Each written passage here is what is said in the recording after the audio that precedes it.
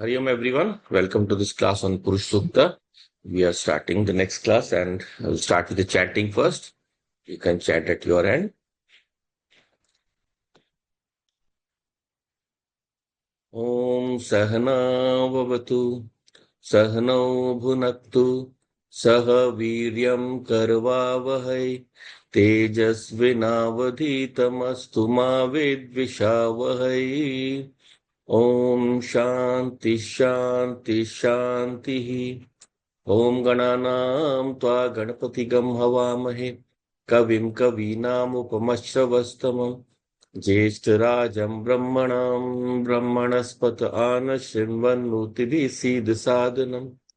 Om Shri Mahaganapataye Namaha.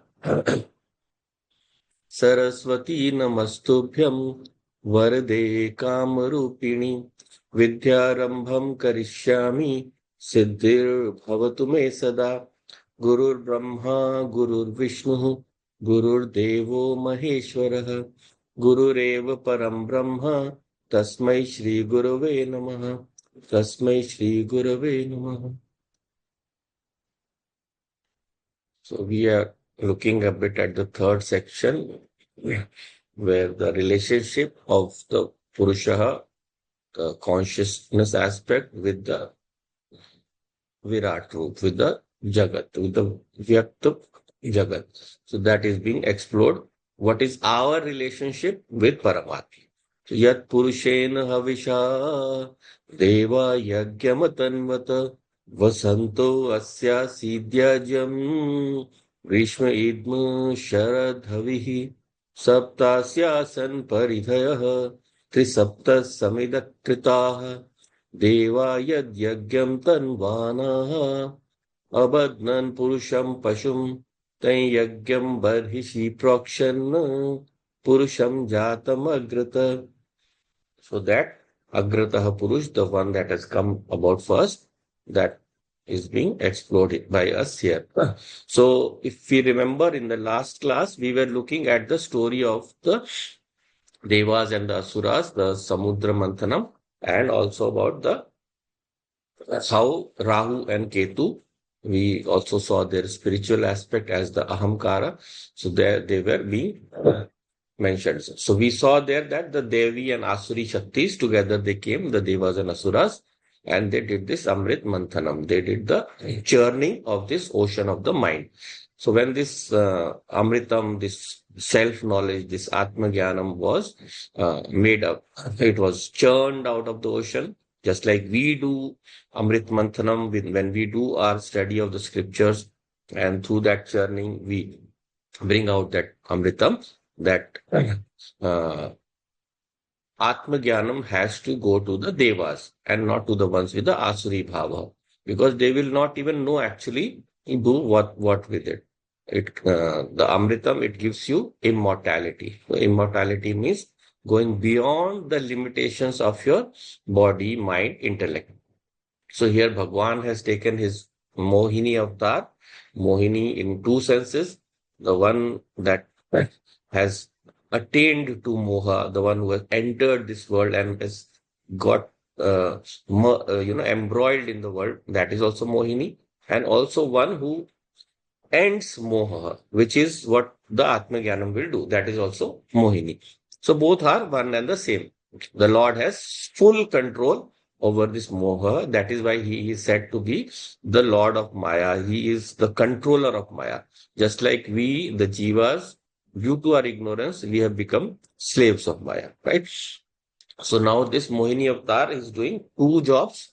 Those who are the asuras, they are not allowed to have that drishti or that vision of self knowledge, atma vidya, and the devas they have to get the vision of self knowledge. So the Lord is doing both the jobs at the same time, and therefore in between now one asura, that is aham, that is the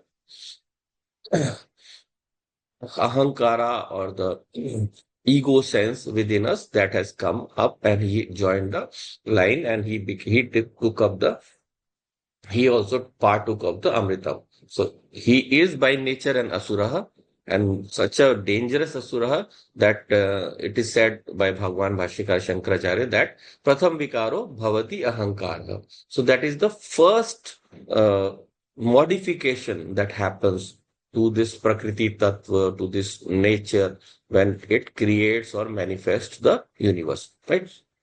So now this Ahankara has taken the Amritam, and of course the Surya Devta and the Chandrama Devta, they pointed it out, and so he was cut into two.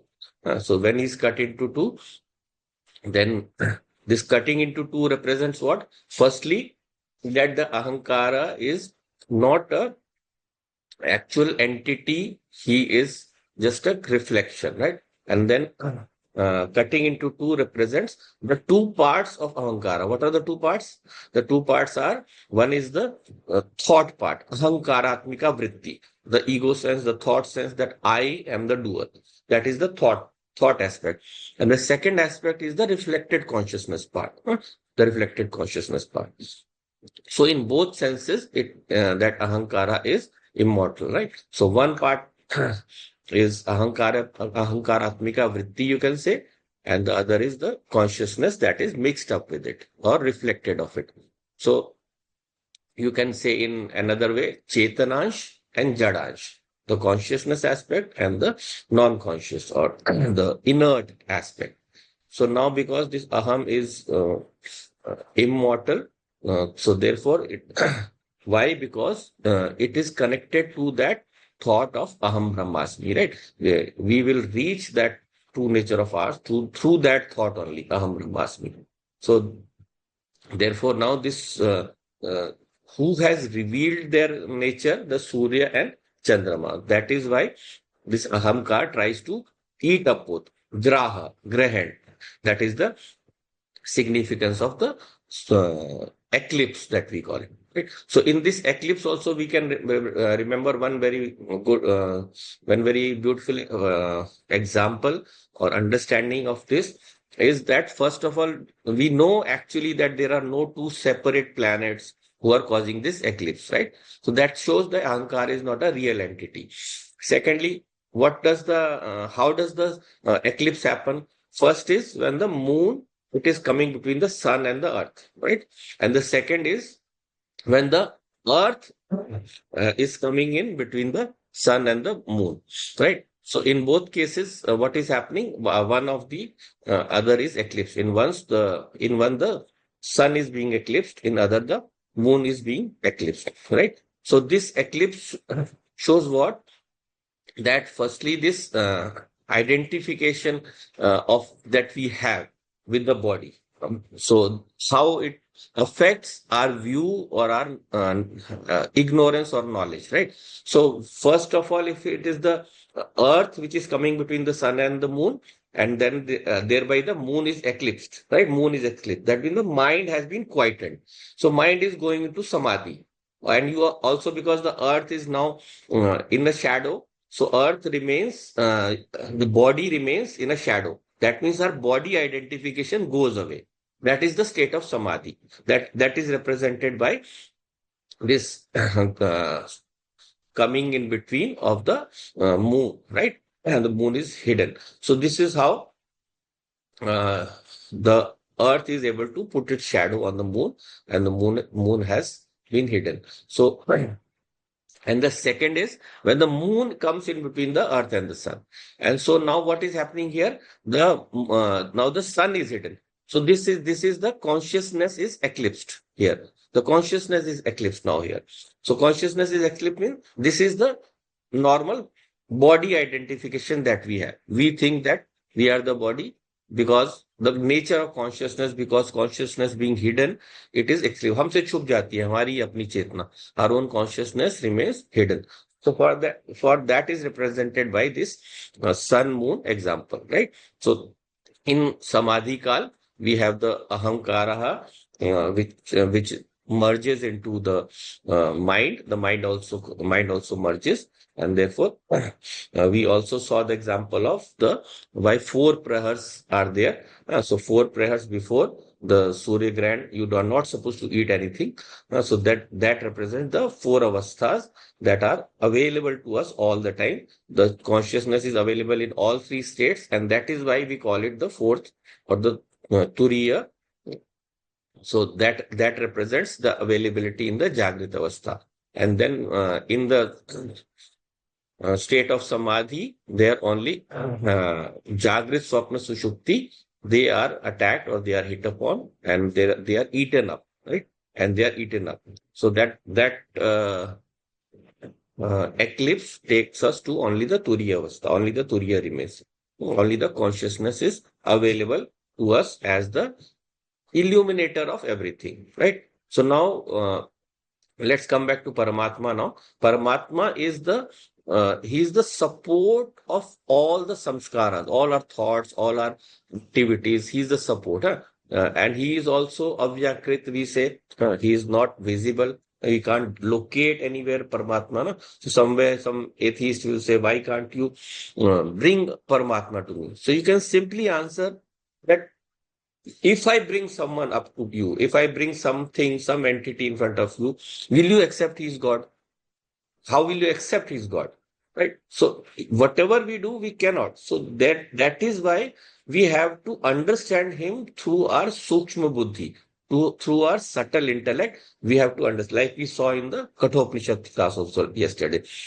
So with through that Sukshma Buddhi, we can understand that there is something that is the inner controller of everything, by which everything is having its existence and by which everything is moving. Right? Any activity that happens, there has to be a conscious substratum, and that consciousness, it cannot be grasped, right? We saw in the example of the water vapor. So anything that is within the cause effect relationship, जिसमें भी कार्य कारण संबंध है, anything which is within the cause effect relationship. So either in one case the cause is visible, even though our drishti, our vision does not go towards it. So just like gold and ornament, right? Our attention is in the ornament, we fail to notice the cause, which is the gold, which is very much also visible.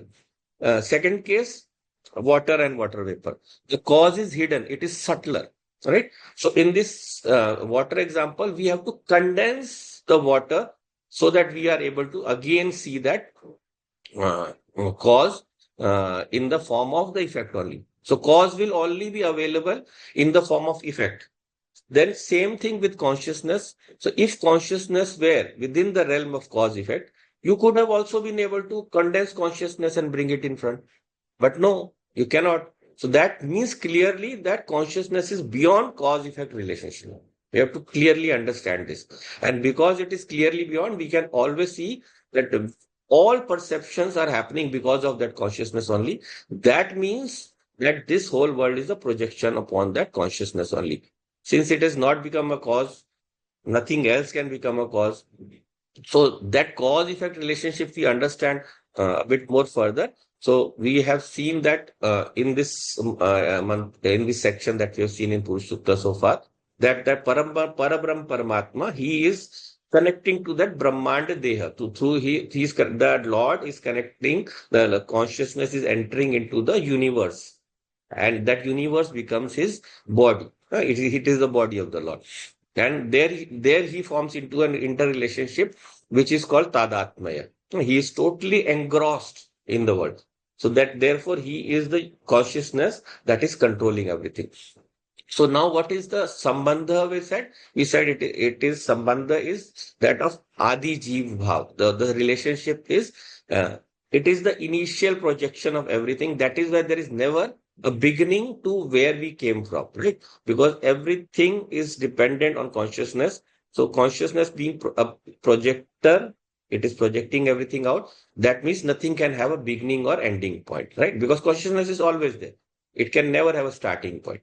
Same way, this Jagat also cannot have a starting point. We will see this later in the form of the Nad Bindu about how everything in the universe is cyclic. But for now, if we just look at this sambandha right now, this relationship, that this karya karan bhava is between the it's not between the original consciousness Brahman, but it is between the uh, Jiva and Ishvara, right? Ishvara becomes the Karan. Why? He becomes the Karan. He becomes the Karan because he is also a kind of a reflected consciousness. He is the reflected consciousness at the samashti level, at the total level. Is this clear so far? I hope.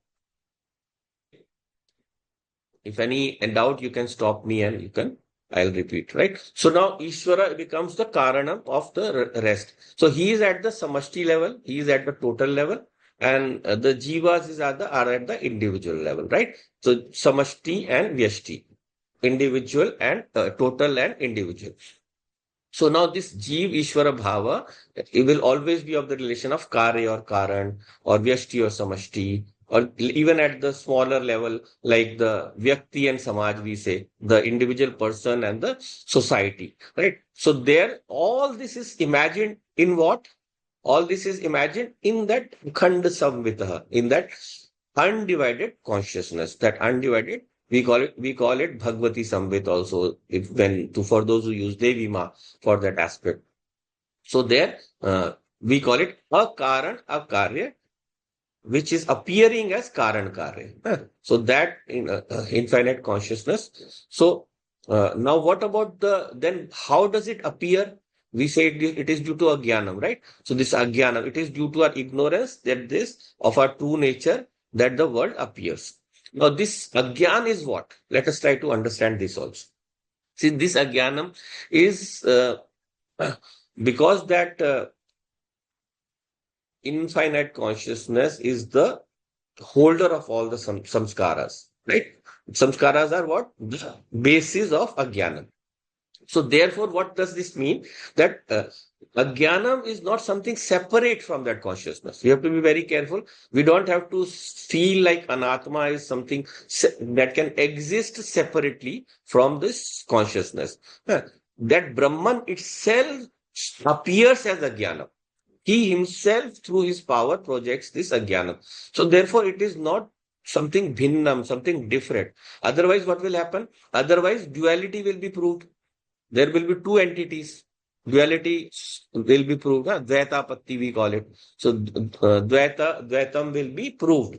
So therefore, when we understand, stick to the logical derivation that we came, that duality does not exist. So therefore, this bhedam or this difference is all we call kalpit. It is imagined.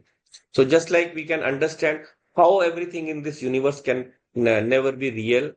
So like if we take any object like a pot, and we take another object like a cloth.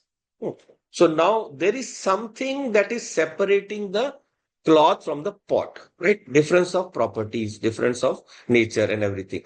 So that difference we call it by algav. Some separation is there, which is separating these two. Now, where does this algav or this separation reside? Somewhere this separation must reside. So that separation cannot reside logically in the pot. Otherwise, the pot itself will be standing negated. It cannot exist separate in the from the cloth, right?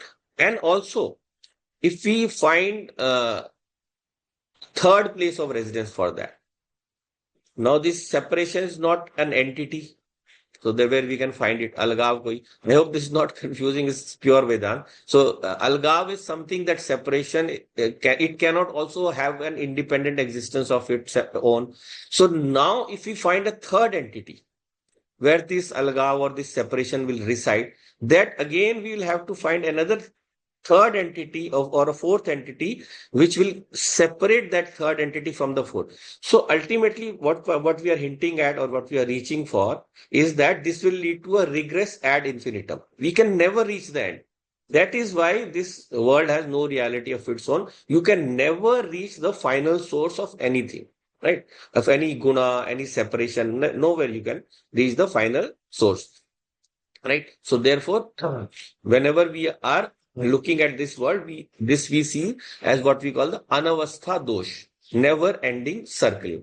So this never ending circle is there. So now this what now coming back to the Atma and Anatma. So now Atma and Anatma cannot be a separate entity. So that relationship that we were looking at earlier on between the supreme consciousness or Brahman and the world, uh, that now we understood it as the reflection and the mirror comes to the closest, right? Darpan mein muh ka pratibimb. So the face is reflected in the mirror. So that relationship is happening without changing the original. There is no change ever in the original. And also the reflecting medium also is not changing. So, changing in the sense that as long as the reflecting medium is there, the reflection will be there, right? So therefore, the difference between this Virat Purusha and the pure consciousness, that difference is not a real difference, right? They are both the same only. It is only due to the mirror, the reflecting mirror, that they appear different, right? So just like a mirror can distort the image. So when you stand in front of a mirror, you are looking at in one direction, the mirror will look at the other direction. Your left hand will move, there the right hand will move. And or if you are facing from the side, then the direction also will be different, right? So therefore, the reflection will always distort the reality. Reflection will always distort the reality. And also, one more thing, that there is a very beautiful example by Acharya Abhinav Gupta, so of Kashmir Shaivism. So he also gives this example of how this mirror relationship is working. So he says, he gives a story or an example of very olden times where a person, a young man has gone to the war. He has gone to war and he's coming after a long, long time. So when he's coming after a long, long time, his wife is very, very eagerly waiting for him. She wants to meet him. She is waiting to meet her husband who's come after a long, long time.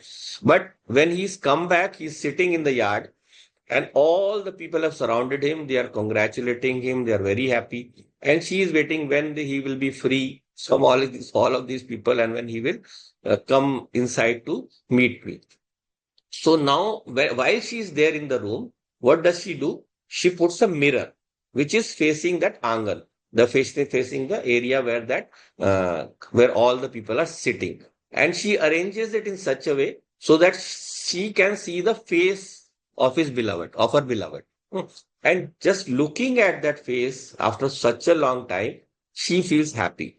She feels a satisfaction, and she's waiting. The words given in that Sanskrit shloka is Prachanna Ragini Kantam Pratibimb Ati Sundaram. Pratibimb Ati Sundaram. So that reflection that is appearing in the mirror to her, it appears very, very beautiful to us. It is giving her a lot of joy.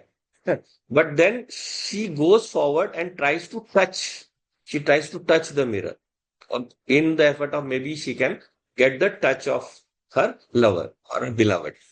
But when she touches what she touch, she will touch only the mirror, right? So their actual sparsha, the actual samparka will not happen, right? The actual samparka will only happen when when he really comes inside and meets her and they embrace. So therefore, this pratibimb that is there, we cannot touch it. But why we cannot touch it? Because it is always separate from us. We always see Paramatma or Ishvara as separate from us. We see him as having Ananta Shakti, lots and lots of powers. So therefore, he appears separate from us. We cannot touch him. We cannot get in contact with him, right? So therefore, a lot of people will say when they even just understand that the Lord has created this universe, so they say that this whole world is the creation of Ishvara. It is his form only. Jagat Brahma Roop hai. Huh? But as long as they cannot establish that oneness with him, they will not be able to get in a close contact with him. So therefore, this Prachanna Ragini that is described here, this uh, this beloved who's waiting for her lover to come inside, that such will come only when the oneness happens, right? In when that sparsha happens.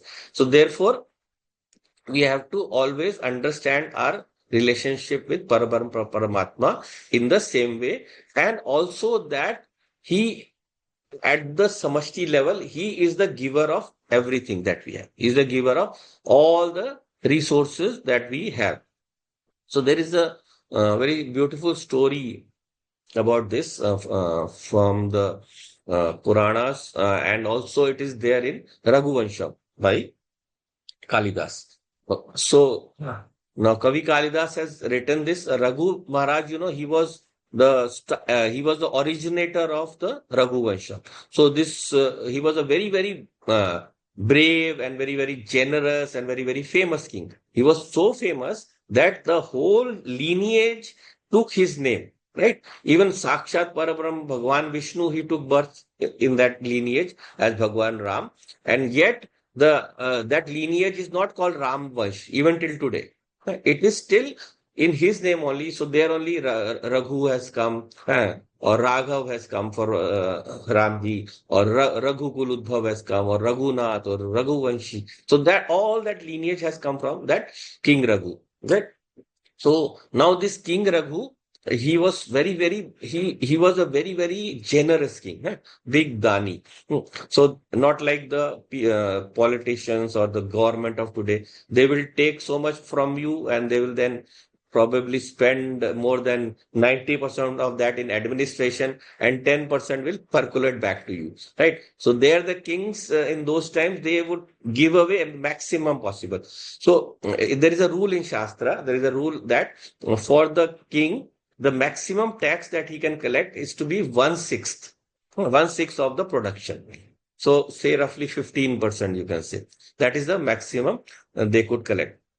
So the king he used to rule everywhere. He used to collect all the taxes. Also, he would go. He had other nations, the other you can say states that were under him, and they would also pay him taxes for his protection, right? And so, what he would do then again at the end of that, he would do yajna where everything he could give away, just like we saw in Nachiketa also. No? There also his father wants to give away everything. But Raghu's giving was Maharaj Raghu gave away everything. All the treasures, all the fund that was available in the treasury, that was given away. So therefore, whenever he was giving away everything, it is called the Sarva Meg Yagya, that one that the kings do. For the other people, it's different. So if you remember in Kathopanishad, what was the yagya called? Anyone remembers the name? Where everything is given away?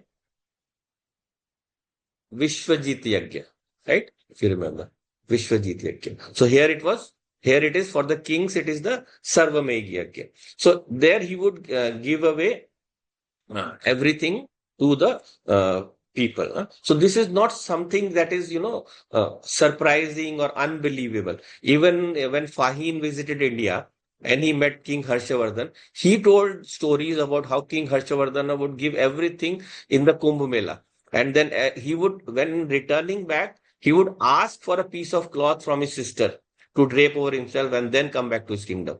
That was his greatness. So this is documented history. And not just what is documented. Our history is also documented, and it is our itihasa is also documented. But yes, always there is some addition, you can say, to promote positive values. There will always be some exaggeration in history. So that is permitted in our tradition.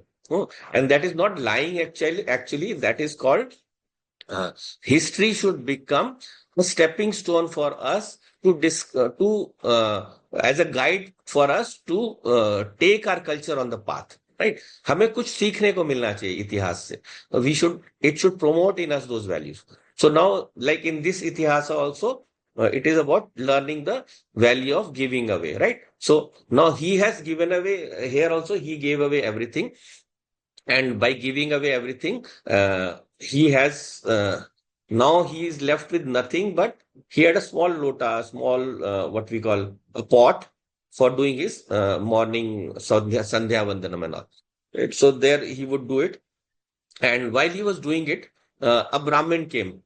A Brahmin came along, and he was what we call a Brahman Snatak. So Snatak is someone that is just completed his education, but he's not yet married, right? And they are very, very respected in our tradition. A Snatak, because once he becomes a householder, he will go into the job of giving to the people of society. It is the duty of the Brahman to give of a married person, sorry, of a grihastha, to give to everyone in society to start earning and give her. But before that, till that period when he gets married, he can ask anything from anyone and the people give. Yeah. So now this Brahman Snatak, his name was Kuts. Yeah. Kuts in real, if you take the meaning of it, is someone who is of a very lower nature or humble nature or who doesn't have much. Yeah. Kutsit. Yeah. So that represents that Brahman Snatak. So he came and he saw this king is sitting here with with a mud pot, only no very little clothes, a single cloth on his body, and so therefore he just came to the king. He took his ashirwad and started to go away. So the king was surprised. He said, "You came to me and suddenly why are you going back?" So he said, "Hey, Kuts, please wait. What are you? What happened? Why did you come? Have you come to ask for something? If there is something, please let me know. Why are you going back without asking anything?" So he said, "Look, it's okay that I came to you to ask for something, but I can see your condition now. You don't have anything left. आप दोगे क्या मुझे? So he said, Bhagwan said, Raghu said that King Raghu, that no. It cannot happen this way. You have to tell me. I will try my best to complete your desire. So he said, look, I cannot ask anything from you, and I will not also feel bad. मुझे बुरा भी नहीं लगेगा. I will not at all feel bad if you don't give me anything, because if you don't have anything, then why should I feel bad? If you had and refused me, then I would have felt bad. So then this Raghu said, no, look, anyone who comes to me, I cannot let him go back without at least trying. So give me a chance and let's see if we can do something for you. So please tell me what you're looking for. So he said, I want to tell you my story. What happened is my father is a very poor Brahmin. He never had enough money. So he had sent me to Guruji to study.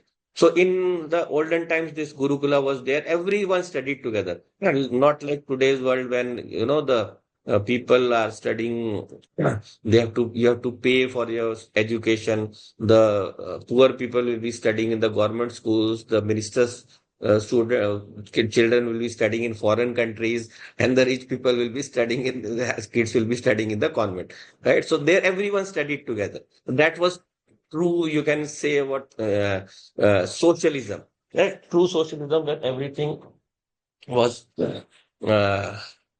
equal for everyone. Yeah, so they would all study together. No fees was asked, no, nothing was demanded.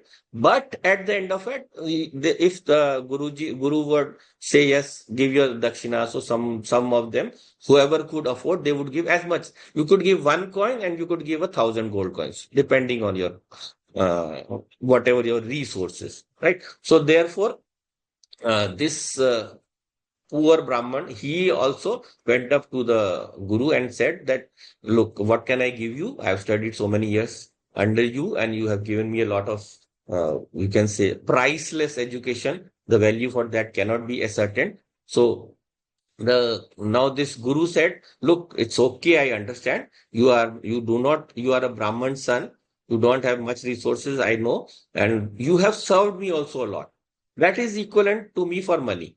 So therefore, don't want take anything from you. But now he insisted, no, let me give something, little bit, whatever possible, let me give. So now the Guru felt irritated. He said, why are you insisting? Can you, put a value to my education?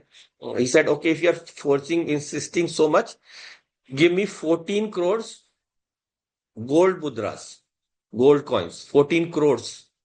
So the significance of 14 crores we'll learn later. But yes, He asked for 14 crores. So now this, when he saw that this is something totally beyond my means, so therefore I cannot do anything about it. How do I, you know, how can I get this much of money? So he thought that King Raghu is the only one who can give this huge amount of money, so this huge amount of wealth. So that is the only way I can repay my guru.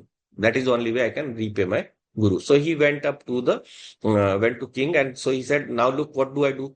So now, just to make it short, it's a bit long story, but so that he said that the king said, "I am very sorry that I could not give you, but give me 4 to 5 days, and I will arrange something for you." So instead of forcing his other people to give more money to him, he thought, I will go to Devlok and I will attack them, and from there I will win back the money. And so he went to attack Kuber's Loka. So when he reached there, when he was going there, Kubera saw this. And he felt very sad that the king, he's asking to give to a Brahmin only. He doesn't want anything from himself. So he said, why does he have to come and attack me? I will give him willingly. So Kubera he did a varsha of gold coins, and a mountain of gold coins was formed. And this gold coin mountain, when it was formed, the king then called the Brahmin and he said, okay, you take your coins. Here is your wealth that you asked for. He said, this is not 14 crores, this is 10 times that. How can I take this amount of money? So he said, you give me 14 and the rest you keep. So I am a Brahmin. I don't want to carry this load of money. How we are not, Brahmin is not supposed to run after money. So please keep. And now king said, why? How can I take? This is given by Kubera for you only. How can I keep this money? It is your share only. So though both of them were fighting. So you take, you take, you take, you take. So ultimately the other rishis came in and they intervened and they said, okay, it is not fair that any of you keep, the king should not keep any of this, and the Brahman should also not take all of it. So they gave him 14 crores, and the rest they buried in the mountains in the Himalayas, which wealth was later claimed by Yudhishthir after the Mahabharata war. So that is the different story. So now this wealth is distributed here. So now finally he took it to his uh, guru, and then the guru was finally happy. He was surprised also, but then he took this for his 14 crores, and the story there it was ended. So now the king has come to the back to the original state. So the both the people have been satisfied. So now from this story, what is the subtle essence, right? Subtle essence is what that here the king is represented by the name of Raghu. So in Sanskrit, Ra and La, they are very closely connected and the meanings are also same. So Raghu in a sense also means Lagu, someone who can remain humble, right? So therefore, this Ishvara is almighty, right? Ishvara is almighty. Raghu represents Ishvara. Raghu represents Ishvara, who he can choose to remain in a state where he appears small, he appears invisible, he appears insignificant. So that is the choice of the Lord. By his own choice, he appears to take up what we call the parichinna bhava, in the form of separation. Even though he is of infinite nature, he chooses to take this up. Right. And then in the samashti and vyashti, individual and total, samashti is total, vyashti is individual. The samashti is more pervading, right? More all pervading. So therefore, in that infinite consciousness, this Ishvara is still, we can say, a bit limited. Even though Ishvara is pervading the whole cosmos, he is still limited when in respect to the infinite consciousness, right? So now he is taking up what we call a upadhi. He is taken up this upadhi, and this upadhi is that of the controller of the universe. And now through this upadhi, what is happening? He is giving away everything. Sarvasva danam. So, sir, that is the concept of Ishvara. Just like Raghu gave away everything, similarly, Ishvara also gives us everything. or everything of his, he gives away to us, right? So that is represented by Ishvara. And then finally, if we take up the concept of Ishvara also has the what we call the highest amount of vairagya. He doesn't need anything for himself. Just like, sannyasi, he will beg in a ball and he will eat very little. He will cover his body with bhasma and not need anything. Yet, whenever the devas or any of the powerful beings need anything, they will come to these rishis. They will come to the rishis. Similarly, we say that anyone who doesn't have any needs of his own, his siddhi, his power will be so high that he can give away everything to anyone. Anyone comes to ask from them, he will give away. That is the nature of Raghu here. That is shown here. He has the capacity to give. The moment we say, no, that I need, okay, I need to give away something and I'll keep something from myself. So when we do that, we lose the capacity, in fact, to give away everything. But when we give away everything, we're always, for Ishvara, the whole Srishti is available. Similarly, for us also, whole Srishti will be available when we choose to not hold on to anything.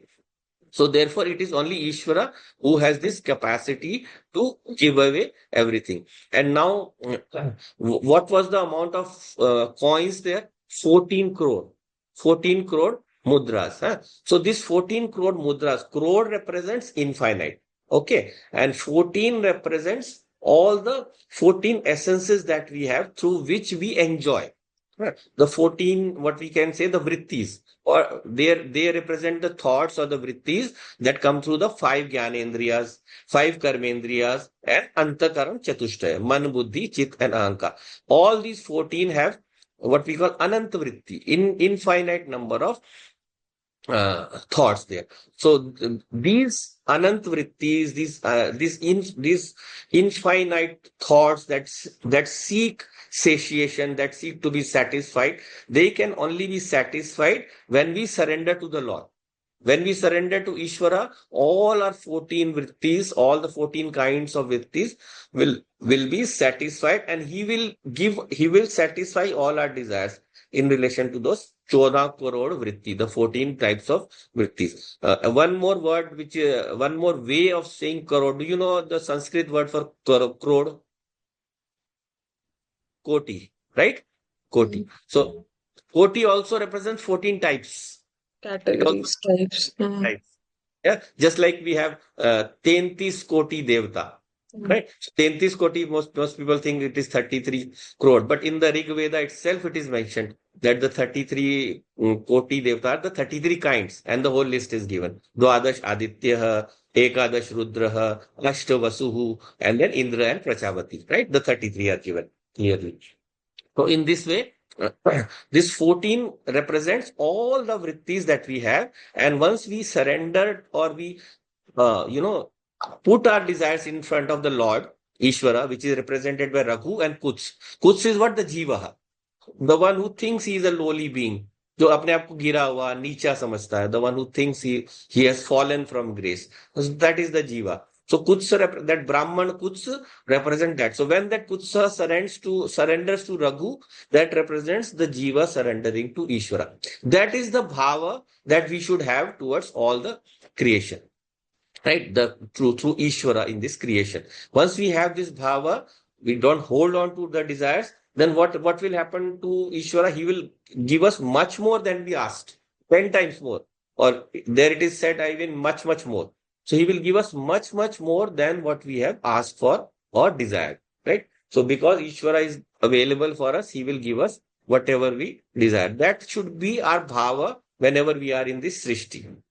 Right? That is the main teaching or main learning we can take from this story. So now, because this jiva is coming to the Ishvara to ask for that, then that Ishvara who is not different from Brahman, the biggest thing that he gives is Atmajnana, right? His oneness with you. So that oneness comes through surrender only. When we surrender to Lord, he becomes available to us as our own highest nature, which we have seen many, many times. So all these vrittis that we have, the more we surrender to that Param Paramatma, we will be able to live in this world a happier person. And yet, it what he gives to us will remain as a bank for future generations. The wealth hidden in the Himalayas, it will fulfill even future generations, like it fulfilled Yudhishthir also. He was from the future generations. So we will leave a lot for our future generations once we have this bhava towards Ishvara. So now we are looking at this Paramatma and Brahmanda Deha, this relationship. So in this Utpatti and Sambandha, this appearance and this relationship, we have ruled out the Karya Karan Bhav, right? So with Parabrahma. So we have ruled out this feeling of duality. So when we rule out this duality, what power does it give us? It gives us the power of extreme freedom. Like moksha is what? The highest freedom, right? Moksha is the highest freedom. So same way, this when we give up this bhava, there also we get this extreme freedom. So extreme freedom means we can that Ishvara can take up any amount of names or forms, right? Just like a padarth, any object has the ability to take up any different kinds of shapes and forms. So, like if we take a cup, you can paint it in any color, blue, red, green, orange. It has the capacity to take up anything, right? So similarly, Ishvara also is the main padartha. He is the main essence of everything. Therefore, he has the capacity to take up any number of gunas, any number of properties, any number of shapes and sizes. And so he is able to become everything that is there in the world. That is represented in this next section that we saw in the Purusha Sukta, that Yat Purushena Visha Deva Yagya Matanvata Vasanto Asya Siddhyajam Grishma. He becomes all the seasons.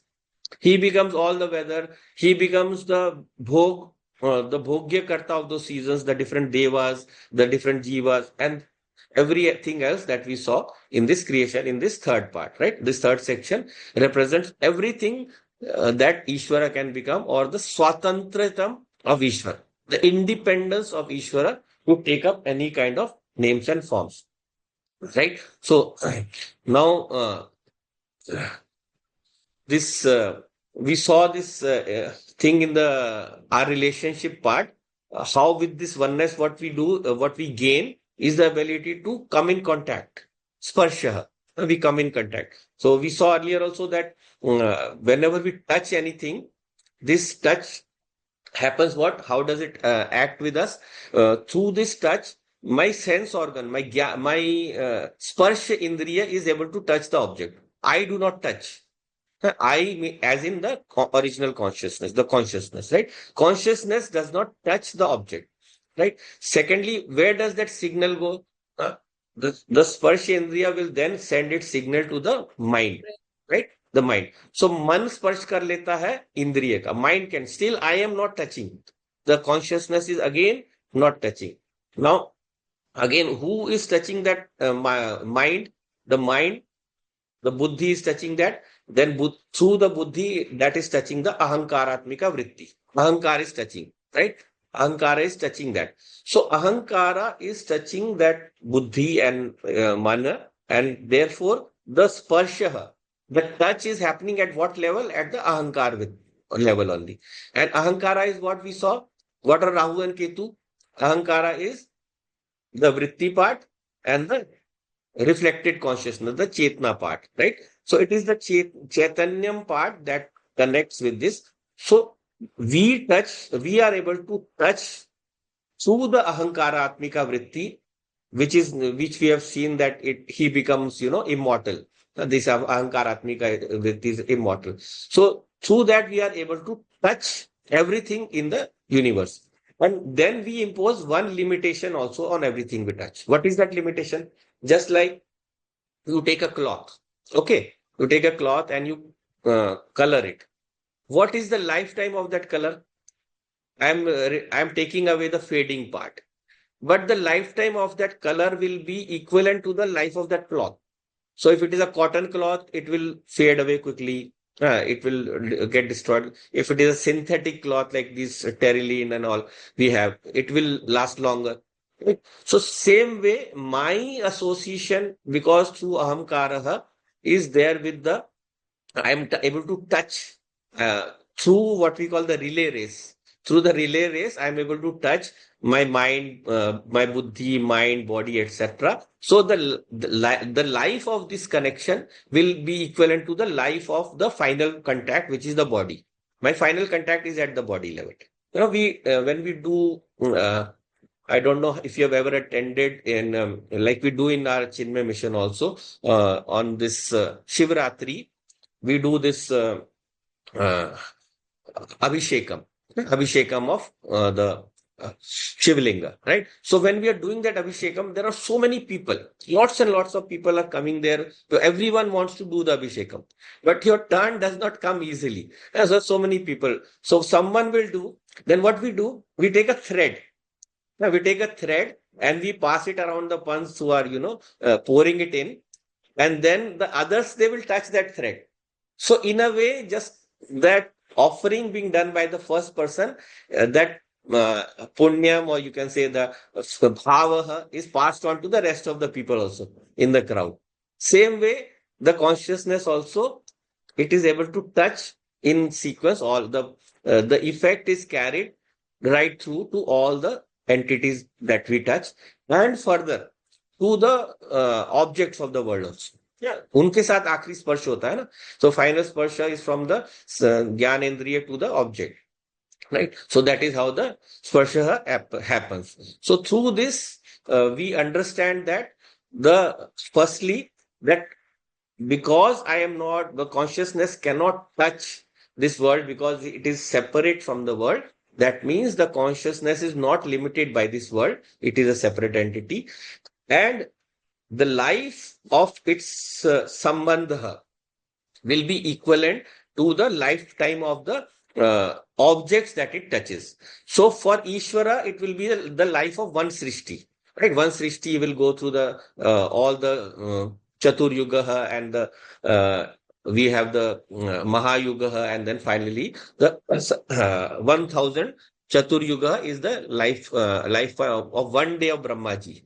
And 1 day of Brahmaji is 1000 Chatur Yuga. That is the lifetime of one Ishvara also. That is the lifetime of one Ishvara or one of his Srishtis. So one of his Srishti, what 4.3 billion into twice, about 8.6 billion years, it is said is the lifetime of one Srishti. At the end of this, everything will go into Pralayam. Pralay will happen. So that is called 1 day of Brahmaji. Brahmaji will go to sleep. Next day he will create another creation. So same way we also go to sleep every day. Next day we also start a fresh creation. It might have an interconnection. The interconnection is with Brahmaji also, because the same jivas will again take birth. So in this way, the age that we associate with our body or with the universal body depends on in what point the this consciousness is finally touching. कहाँ पे स्पर्श हो रहा है, ठीक है? So that will decide the association of the time of association of this. And so what power does this give us? What power does this understanding give us? This power that it gives us is when I associate myself not with the body but with the consciousness, then I give up the control. I release myself from the control that kalaha, time, has over me. Because when I connect to the timeless, I go beyond the control of Kal. Kal will not create bhayam, fear of me. I will not fear death. I will only see death as a transition of this body, as the transition of this, you can say, Sukshma Shariram from this body to the next, until finally through my Atma Jnanam, I am able to merge with my original nature. For the Jnani, it happens in one birth only, right? In this birth and next time, he is not going to take birth. So this knowledge will help me conquer time. It helps me to conquer time, right? So this story of how we can conquer time is related to another story, but today I don't think we have time. So the story of Vaishvanaraha, very beautiful story in the Puranas. I think we'll take up in the next class. So till now we are clear about our relationship with of how we are connected to this universe, the Brahmand Deha, how we are connected to that Purush Chetana, and finally, of course, to the infinite consciousness. And through that, what should be our bhava, right? What should be our way of living in this world? That is how that is what we are understanding so far. So we'll wind up for today and we'll continue in the next class. ॐ पूर्णमदः पूर्णमिदं पूर्णात् पूर्णमुदच्यते पूर्णस्य पूर्णमादाय पूर्णमेवावशिष्यते ॐ शान्ति शान्ति शान्तिः हरि ओम् श्रीगुरुभ्यो नमः हरि ओम्